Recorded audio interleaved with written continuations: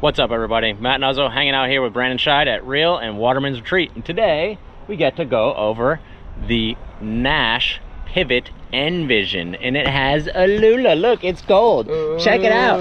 Gold. A Lula. So fancy. So fancy. This is a fancy one. Yeah. So Naish has quite a few kites in their lineup, and we want to try to explain what is for whom. The Pivot is their do-everything kite. They still have the Dacron Pivot in their lineup, and it is kind of like a jack-of-all-trades kite. It is performance-oriented. You can learn on it, but really it's kind of best for someone that wants to do all kinds of sports. Yeah. When they put the Alula in made the Nvision version of the Pivot, it makes it lighter, stiffer, more responsive. Like, my first gut instinct feel was like, wow, this thing just feels really solid in the sky. It's really solid, very controlled. Actually quite user-friendly, a lot more user-friendly than I thought. We're like in the school, we're loving the Nvision on the bigger sizes because you can fly them underpowered. Like the 14 is great, tons of power, tons of low end, and it's so light it just stays there, stays put. You can kite foil on these things. It's like kind of like this is the kite for everyone in the Naish lineup, and it's very user-friendly. So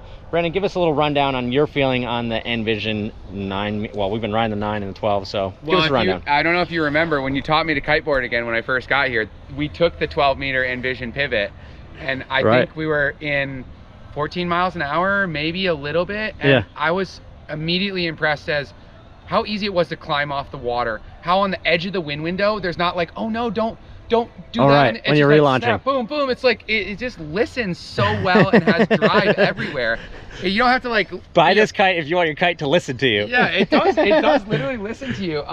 And so what I feel is with this kite, this is the legacy kite. The Kevin Langery historically won some King of the Airs on this. This is like really put a map on a Naish and Big Air, the original Pivot that came out. It was huge. They went from the Torch at that point. They were riding the Torch, and Kevin came out and rode the Pivot, which was then their wave kite. And kind of blew it up. And just went massive and totally blew it up. It's sick, yeah. Yeah, so the advantages of that are we have a really big power range, sheet and go. Classic term, sheet and go. What that means is when we pull in, we go up. Yeah. That's what we like. We like easy jumping kites, right? We don't want to have to work too hard to leave the water. Some really big highlights here on this kite in particular, being that is in the Nvision line of products. There are nothing skipped. Like we don't skimp any corners. We deliver the best possible product that we can. So there's a couple ways that comes through in this. Obviously we have our Quad-Tex canopy, industry standard. We have our diagonal load seam, which is distributing some of that load in there. And then we also have, as we have talked about over here, we can come, well, we'll just go around the back, Yeah, it's easy here. So as you can see, we have the Alula Gold. Now, for those of you that know anything about the Pivot Dacron is going to feature a slightly different bridle because it is made of Dacron, and this stuff is way stiffer. So we don't need as many bridle connections. It actually loosens up the kite. This is the problem with the Alula, is not how to make it strong. It's how to make it turn, because it doesn't want to turn. You got to twist these things to turn them. If it doesn't twist, it doesn't turn. So there's actually a lot of effort to reduce the stiffness, as crazy as that sounds, so that the kite feels lively and not dead in the air. So the bridle is connected in 4 points instead of 5, which is going to free it up a little bit. And a lot of work went into reworking these bridles to give it a lot more power range and a little bit of that. You'll also notice that while everybody is using Alula, not everyone is always building their Alula frames the same way. There is these frames are totally different, huh? Yeah, there is really no industry standard here. Like Duotone has their own, everyone has their own version. Naish and we've worked really hard at trying to figure out a way to make a seam that is durable, that is cost effective, because this stuff, Alula, it's not cheap, let's be honest, but there are massive performance gains in using it. So it's called the Helium frame. It uses a hybrid. There's some Alula in here. There's some other stuff in here that we're not going to talk about. There's a lot of seaming.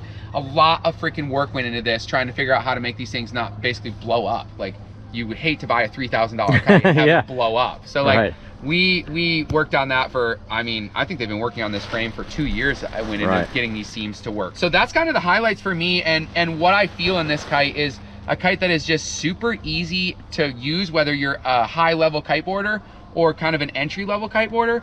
And what you immediately feel with this kite is the response, the light frame, and its ability to kind of just listen extremely well to the inputs that you want. So if you want to do a kite loop, it's going to listen well for that. You want to do a jump, it's definitely sending you there. You want to just keep it in the sky, great, it's going to do that. And how about relaunch? It's effortless. Like, it's like almost auto relaunch. Yeah, when you were talking about wind range the other day, you took a 9 meter. What was it blowing? 16? It was, I looked at the wind sensor because I could not believe it. It was 14 to 19, averaging 16. I am Upwind 85 kilograms.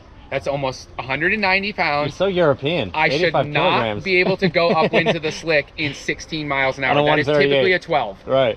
Somehow, not only could I go upwind, it wasn't like I was jumping or anything, but I could do like dark slides and some kind of fun stuff. Yeah. And I was like, wow, this is really a lot of comfortable, usable power. And normally when you get underpowered on small kites, they're like back stalling and like you can ride them, but they're a mess. And that's where we found that not a mess. With the, like, in a lot of kites going to Alula, it's people are doing the Alula versions really for like pro level, super overpowered, super high air. Yeah. And in this one, we feel that the Nvision Pivot way outperforms the Dacron one enough to make it worthwhile for everyone. Yeah. So like Nvision for us was like, oh, this is a no-brainer. This is the best version of the Pivot that we've ridden, and so that's why we're loving it. And then to understand, the next kite is the Psycho. So they have 2 Alula kites in the lineup. Correct. So Pivot, this one's for everyone, and then Psycho is for the crazy frothers like you and the people that are doing double loops and all that stuff, right? Yeah, it's gonna be a little bit more canted towards a competition level rider, but we'll talk about why that's beneficial for everybody. It's not just for the competition level riders. There's a lot more going on in that kite that make it that our rep Ashlyn did his first boogie loop with no fears whatsoever. He was like, whoa, awesome. I could never do this. So well, I'm not gonna be boogie looping, but he might be. So if you want more reviews, or you want to check out the Psycho review, because that one's up next, reach out online, realwatersports.com, or give us a call at the shop, 252-987-6000. See you guys on the water for the next sesh. Let's go.